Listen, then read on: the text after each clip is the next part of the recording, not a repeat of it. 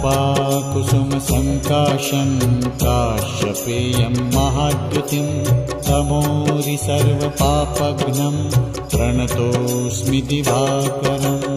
ॐ ह्रां ह्रीं ह्रौं स्वः सूर्याय नमः। ॐ ह्रां ह्रीं ह्रौं स्वः सूर्याय नमः। जपाकुसुमसङ्काशं काश्यपेयं महाद्युतिं तमोरि सर्वपापघ्नं प्रणतोऽस्मि दिवाकरम्। ॐ ह्रां